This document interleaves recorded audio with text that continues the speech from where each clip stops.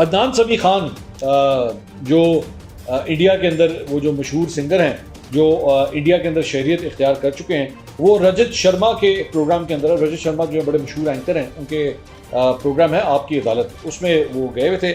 تو وہاں پہ ایک اینکر نے ان سے سوال کیا کہ آپ پہ الزام ہے کہ آپ پاکستانی فوج کے میجر اور آپ کو ہندوستان میں جاسوسی کرنے کے لیے بھیجا گیا ہے.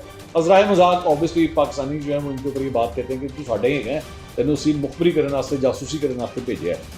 تو اس پہ عدنان سمیع خان نے کہا کہ ہاں، اور مشن مت بھولنا اپنا، چاہے جو مرضی کرو، اب تو کافی وقت ہو چکا ہے. جنرل صاحب آپ کے خیال میں مجھے تھوڑی سی تو ترقی ملنی چاہیے، کرنل تو بن جانا چاہیے اب تک مجھے. تو اینکر نے کہا کہ آپ کو تو فیلڈ مارشل بننا چاہیے. اس پہ عدنان سمیع نے کہا کہ نہیں، اس کے لیے مجھے ایک جنگ جو ہے وہ ہارنی پڑے گی. تو اس نے پاکستان کے بارے میں یہ بات کہی کہ جیسے پاکستان جو ہے وہ ایکچولی یہ جنگ ہارا ہے.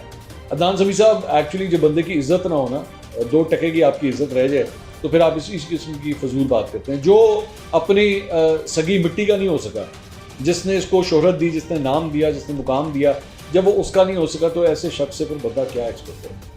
آپ سے اسی قسم کی بکواس ہی بندہ ایکسپیکٹ کر سکتا ہے کہ آپ کے اندر تو اتنی ہمت نہیں ہے کہ آپ کم از کم جس ملک میں بیٹھے ہوئے ہیں یا جس اینکر کے سامنے بیٹھے ہوئے ہیں اسے کم از کم یہی کہ اسی سے پوچھ لیتے. آپ بھی ایک کاؤنٹر سوال آگے سے کر لیتے کہ چند میرے یہی دس دے تیرے کنے جہاز بکے. بیسک کا سوال وہ جدو اور تیرے کو 36 سوال کر رہے تھے تو بھی کر لینا کہ بھائی جان مجھے صرف اتنا بتا دیجئے کہ ہمارے جہاز کتنے گرے ہیں. تو پھر آپ کو پتہ لگ جاتا کہ بھائی جنگ کون جیتا تو کون ہارا، آپ کو پتہ لگ جاتا. لیکن ظاہری بات ہے وہ جس طرح بات کرتے ہیں اس کے لیے مٹی سے وفا کرنا بہت ضروری ہے. لیکن جو مٹی سے وفا کرنا ہی نہ جانے اس سے بندہ کیا بحث ہے.